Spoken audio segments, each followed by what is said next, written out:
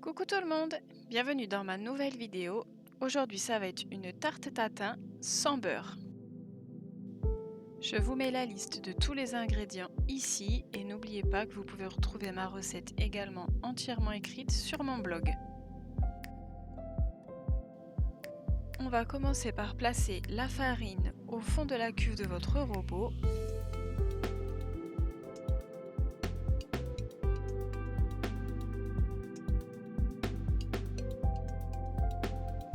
Ajoutez ensuite l'eau tiède.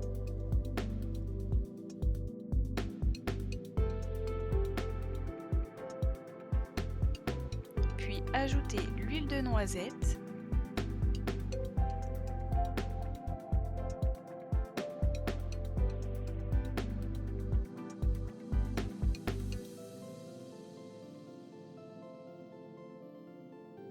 Et enfin, ajoutez la pincée de sel.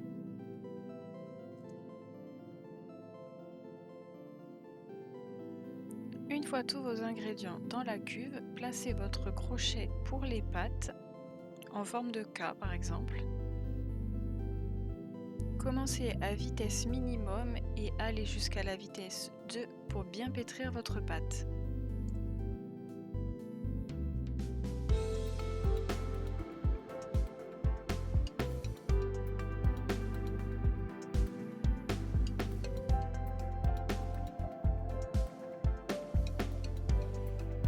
Une fois que votre pâte est prête, farinez votre plan de travail et formez une boule avec votre pâte.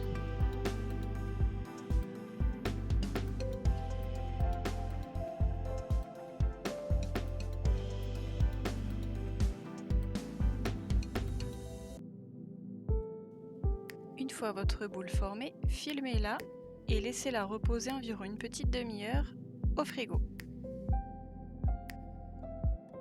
Nous allons maintenant nous attaquer aux pommes. Épluchez bien vos pommes et épépinez-les.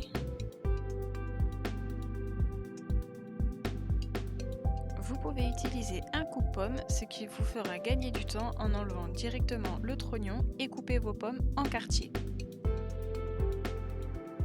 Une fois que vous avez coupé vos pommes en quartiers et mis dans une poêle, saupoudrez-les de sucre de canne pour les faire caraméliser, environ une dizaine de minutes.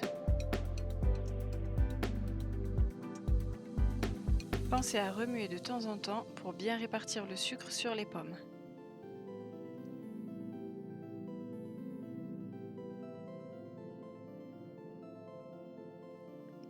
Pendant que vos pommes sont en train de caraméliser, farinez votre plan de travail pour pouvoir abaisser votre pâte brisée.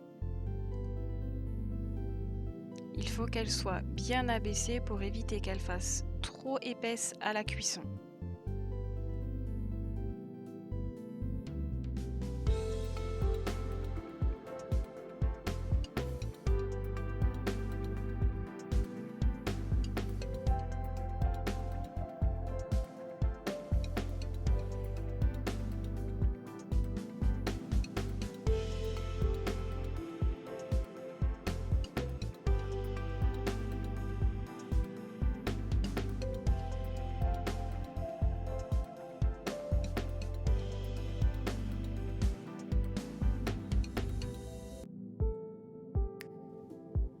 Maintenant que vos pommes sont caramélisées, disposez-les en arc de cercle dans un moule.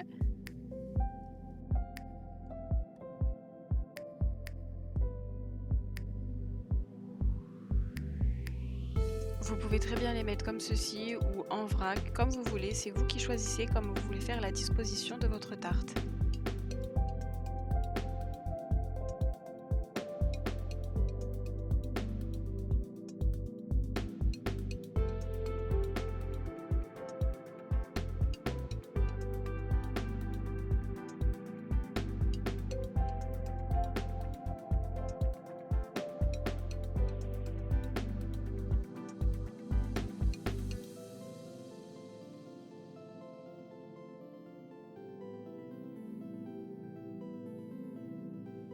Une fois que vous avez disposé vos pommes, venez placer votre pâte brisée par-dessus votre moule et coupez le surplus qui dépasse de pâte.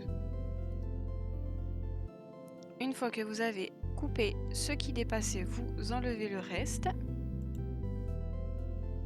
Placez le restant de pâte dans un tupperware au frigo et je vais vous faire une autre vidéo pour utiliser le restant de pâte.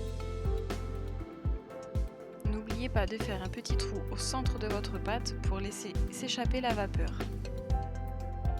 Laissez cuire environ 20-25 minutes à 180 degrés et retournez votre tarte à la sortie du four. Voilà, votre tarte tatin est prête. Vous pouvez la déguster avec une glace vanille, de la crème fraîche ou de la crème fouettée. N'hésitez pas à vous abonner.